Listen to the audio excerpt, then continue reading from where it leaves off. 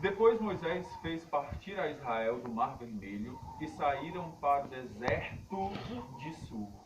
Partiram para o deserto de Sur. Gravem essa parte. Caminharam 3 dias no deserto e não acharam água. E chegaram a Mara, mas não podiam beber das suas águas porque eram amargas. Por isso chamou-se o lugar Mara, que significa águas amargas. Certo? E chegaram a Mara, mas não podiam beber. E o povo murmurou contra Moisés, dizendo: que havemos de beber? Então clamou Moisés ao Senhor, e o Senhor mostrou-lhes uma árvore, e Moisés lançou nas águas, as quais se tornaram doces. Ali Deus lhes deu um estatuto de uma ordenação, e ali os provou. E aí o 26 diz assim, dizendo: se ouvires atentamente a voz do Senhor teu Deus, e fizeres o que é reto diante dos meus olhos, e inclinares os ouvidos aos meus mandamentos, e guardares todos os seus estatutos, sobre ti não enviarei nenhuma das enfermidades que enviei sobre os egípcios, porque eu sou o Senhor que sabe. Aleluia. Glória a Deus. Glória a Deus. E aí ele diz claramente, ó, tem alguns pontos nesse texto que a gente pode meditar com muita clareza. O primeiro, Deus nos manda ao deserto. Deus tirou o povo de Israel do Egito e nos mandou, como povo de Israel, ao deserto. Então Deus nos coloca no deserto. E aí ele diz, se ouvires a minha voz, se confiares em Deus. Ele basicamente está dizendo assim, olha rapaz, eu estou aqui contigo. E se você confiar em mim, nada vai lhe faltar. Nenhuma praga que foi caída sobre Israel, sobre o Egito, cairá sobre Israel.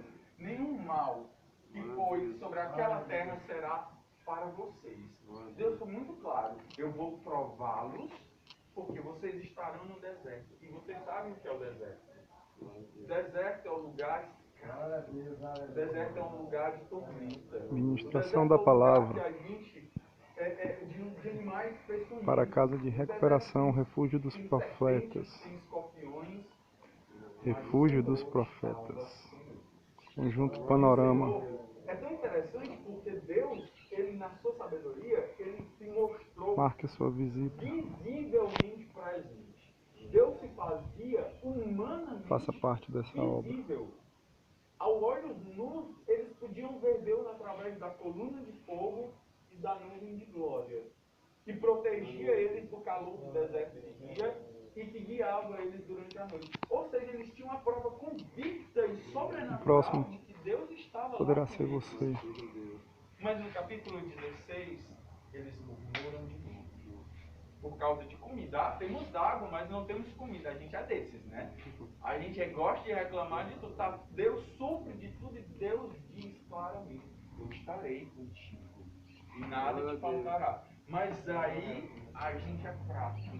A gente se deixa levar. Não é muito, é confusão demais, é problema demais e isso vai cegando e vai tapando e Deus está aqui, ó. Mas os problemas tapam nossa visão espiritual. Mas Deus se faz presente, visivelmente. E no capítulo 16 eles pecam de novo murmurando por causa de água. E aí eles sempre cobram Moisés. Moisés é a figura de Deus para eles e acaba até o ponto de dizer que eles já não depositavam mais a fé deles em Deus. Eles depositavam a fé deles em Moisés. O grande problema é esse, né? Às vezes a gente está aqui, meu amigo está aqui, ele é crente, porque quando a gente anda com crente, a gente é crente, né? Tipo, a gente é tão assim que a gente pega até o hábito do outro crente falado, né? A gente vai prendendo os crentez, né? Ixi, misericórdia, não sei o quê, mas a gente acaba confiando mais no outro do que em Deus. E o título dessa minha pregação é isso. O lugar da fé. Onde é que você está colocando o lugar da sua fé? Onde é que você tem aplicado a sua fé? É no Moisés, que é homem carnal igual a mim? É no pastor? É no irmão que dirige os encontros? Onde é que está o nosso lugar de fé? É em nós mesmos, porque a gente às vezes é orgulhoso e diz assim, não, eu posso. O eu posso está sempre ali presente, né? Não, eu consigo. O eu. O eu quero, não é? E tira o lugar de verdadeiramente concreto de fé, que é Deus, que é o Senhor. Mas o interessante que a gente deve meditar nessa questão é que assim, ó, eles sabiam que Deus estava lá, mas eles não exerciam a fé em Deus. E o segundo ponto interessante dessa passagem é lembrar que Deus nos leva ao deserto. Então assim, se nós hoje estamos passando pelo deserto, lembre, é providência de Deus. Ah, Glaucio, mas isso aí era o Antigo Testamento, é o deserto. Ótimo. No Novo Testamento, em Mateus 14, 22 ao 34, quem puder ter Bíblia e acompanhar comigo, Mateus 14, 24.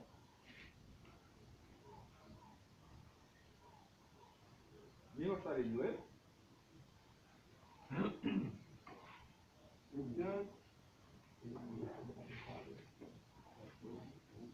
14, 24. 14, do 22 ao 34. 14, do 22 ao 34. Logo a seguir, compeliu Jesus os discípulos a embarcar e passar diante dele para outro lado, enquanto ele despedia as multidões. E despedindo as multidões, subiu ao monte a fim de orar sozinho. E caindo a tarde, já estava ele só. Entretanto, o barco já estava longe, a muito estágio da terra, açoitado pelas ondas, porque o vento era contrário. Na quarta vigília da noite, foi Jesus ter com ele, andando por sobre o mar. E os discípulos, ao verem-no andando sobre as águas, ficaram até aterrados e exclamaram: é um fantasma! E tomados de medo, gritaram. Mas Jesus imediatamente lhe disse: Tens bom ânimo, sou eu, não temas. Respondeu-lhe Pedro e disse: Se és tu, Senhor, manda-me ter contigo por sobre as águas. E ele disse: Vem. E Pedro, descendo do barco, andou por sobre as águas e foi ter com Jesus. Reparando, porém, na força do vento, teve medo e, começando a submergir, gritou: Salve-me, Senhor. 31. E prontamente, Jesus, estendendo a mão, tomou-lhe e disse: Homem de pequena fé, por que duvidaste? Subindo ambos para o barco, cessou o vento, e os que estavam no barco o adoraram, dizendo: Verdadeiramente és filho de Deus. Então, estando já no outro lado, chegaram à terra em Genezaré. Glória a Deus, aleluia.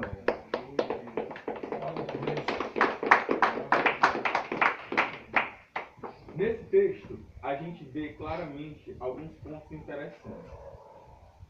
A tradução da Bíblia do Irmão, ele chama compeliu. Na minha, que é a mesma coisa, é insistiu.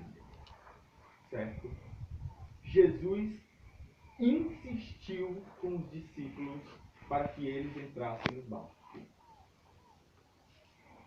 Vamos pensar comigo, ó. Deus é onipresente, não é? Ou seja, Ele está presente em todos os lugares. Não é verdade? Deus é onisciente. Não tem nada no mundo que aconteça que Deus não tenha consciência, não saiba. E Deus, nessa onipresença e nessa onisciência, Ele traz claramente o seu poder aqui. Primeiro de tudo, Deus é tão sábio que Ele insistiu para que os discípulos entrassem no barco. Repita comigo. Deus nos leva às tempestades. Deus nos leva às tempestades.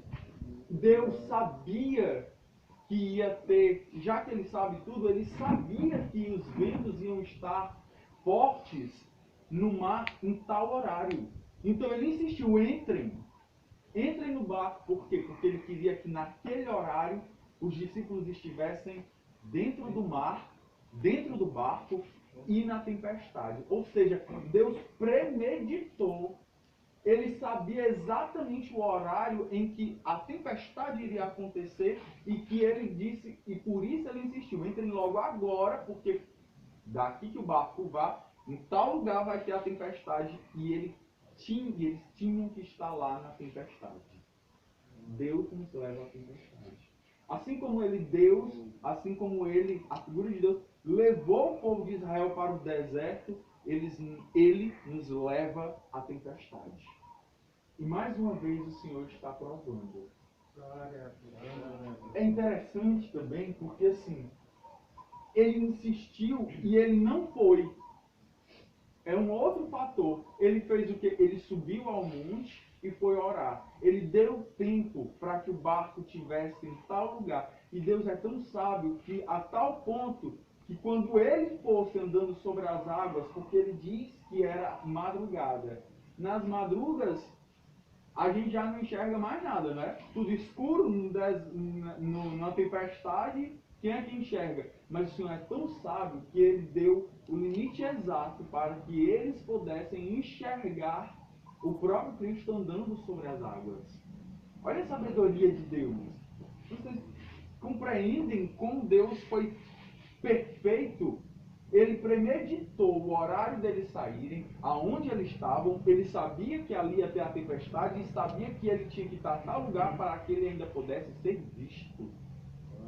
Ele queria testar a fé, né, daqueles que andavam com ele. Imagina você andar lado a lado com Deus 24 horas, o tempo todo, e a gente é tão irracional, é tão burro, vou dizer essa palavra mesmo, que Deus estava ali, exatamente como a coluna de fogo, Glória como a a Deus, nuvem de glória a glória, Deus. ali, presente, visto a olhos nus para os discípulos, vendo que Deus fazia maravilhas.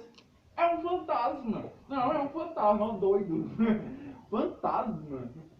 É tanto que quando chega em Genazaré, a primeira coisa que ele faz é um monte de doentes, enfermos chegam para ele e ele cura todos. Cara, um homem desse, um Deus de poder desse, e o outro ainda achar que é um fantasma, é muita falta de fé. Ainda segue mais. No 28, no versículo 28, ele diz assim, quando Jesus se dirige a eles, o Pedro ainda é intrépido, né? Pedro ainda é tipo, não, vou lá, né? Se for, as palavras são bem claras. Se for você, Senhor, se for tu, né? Aí ele diz assim, manda que eu vá ao teu encontro. E aí ele vai. E aí ele anda, né? Ele consegue, ele sai do barco, todo corajosão, né? E anda por sobre as águas. Só que quando o vento dá forte, a palavra é bem clara, quando vem um vento mais forte, aí ele, opa! Ou seja, às vezes a gente até exerce a nossa fé, às vezes a gente até aplica a nossa fé e confia em Deus, mas quando o caldo engrossa, o que é que a gente faz? A gente afunda, não é? Não, agora não dá mais, agora o negócio ficou bravo. Deus não é o Deus que supre tudo. É no bravo e é no manso. Se Deus estava lá com ele, o que é que ele tinha que temer? Se ele tinha andado até ali, às vezes a gente chega e vai e é movido por fé até certo ponto, mas chega, não, Deus, agora não dá mais não. Deus saiu do Glória teu a Deus, lado? aleluia. Deus deixou de ser Deus? Não. Deus entrega a fé por completo. Deus entrega a bênção por completo. Deus não dá nada pela metade. Certa vez, mudando de assunto, uma amiga me contou a seguinte questão. Glardo, eu orei tanto para que isso acontecesse, para um caso particular dela acontecesse, eu orei tanto, e Deus me deu. E eu pensava que ia acontecer uma coisa e nem aconteceu nada, assim, e isso só me trouxe tristeza. Aí eu falei para ela, Jéssica, você orou e Deus lhe deu. Mas de que forma você trabalhou com essa bênção? De que forma você atuou com essa bênção? De que forma você soube tratar essa bênção? Porque, no caso, eu sabia que ela tinha recebido o presente de Deus, mas que ela não tinha tratado de forma divina aquilo que Deus tinha dado para ela. E aí, a bênção, que era para ter sido bênção, se tornou maldição. Mas não porque Deus entregou a maldição. Deus entregou a bênção completa. Mas ela transformou o riso em dores.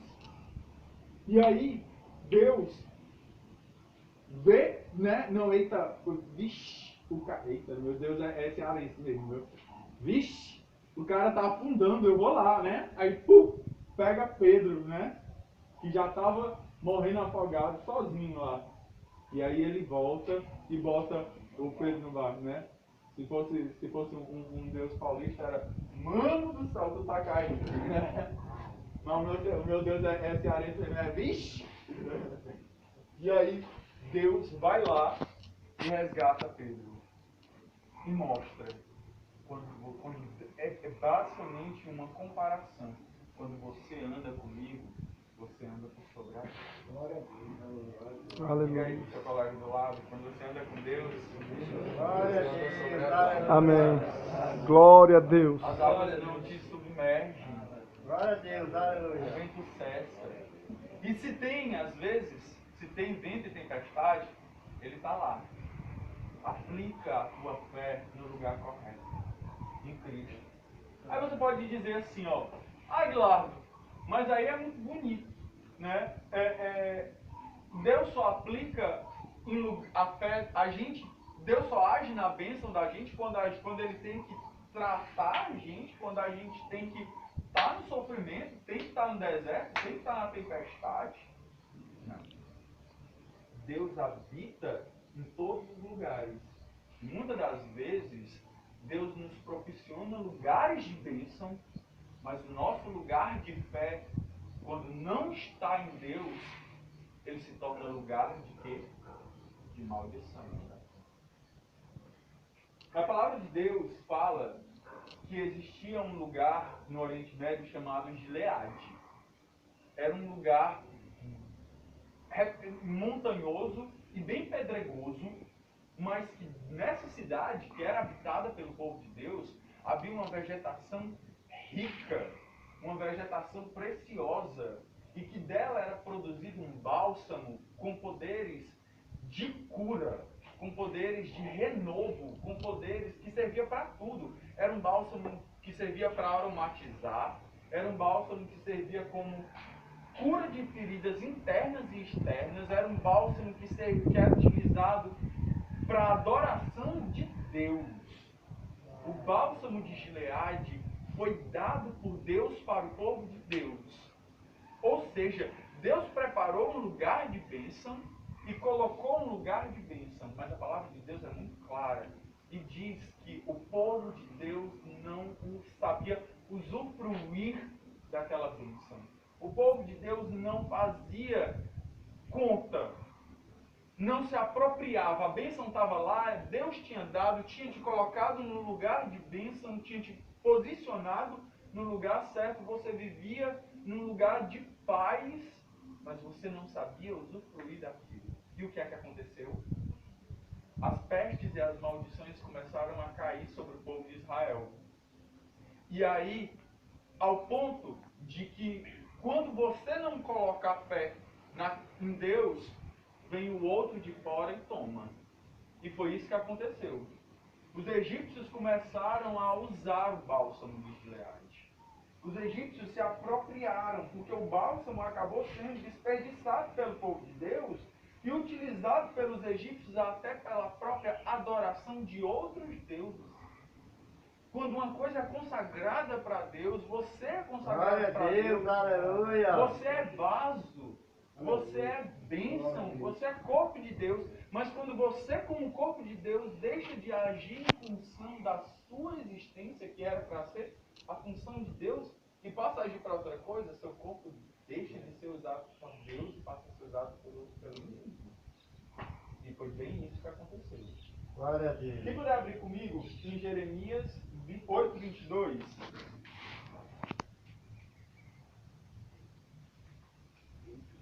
Isso. Jeremias 8:22. Ao ponto de que quando o profeta Jeremias se viu naquela situação, onde o povo de Israel, que estava num lugar de paz, que estava num lugar de bênção, não usufruía, e o povo do Egito, que era adorador de falsos deuses, que vivia da mundanidade, estava usufruindo daquele bálsamo, Jeremias pergunta dessa forma: porventura não há bálsamo em Gileade? Ou não se acha lá médico, porque estavam todos doentes? Quando você não usa a cura, o que é que acontece com você? Você adoece. Não há médico em Gileade, porque, pois, não se realizou a cura da filha do meu povo. Porque não estamos curados. Porque não estamos usufruindo, porque não estamos utilizando da cura. Qual é o nosso problema? Que a gente tem a cura, está no momento de bênção e não estamos utilizando. Não há médico em Gileade? Não há médico em Calcaia?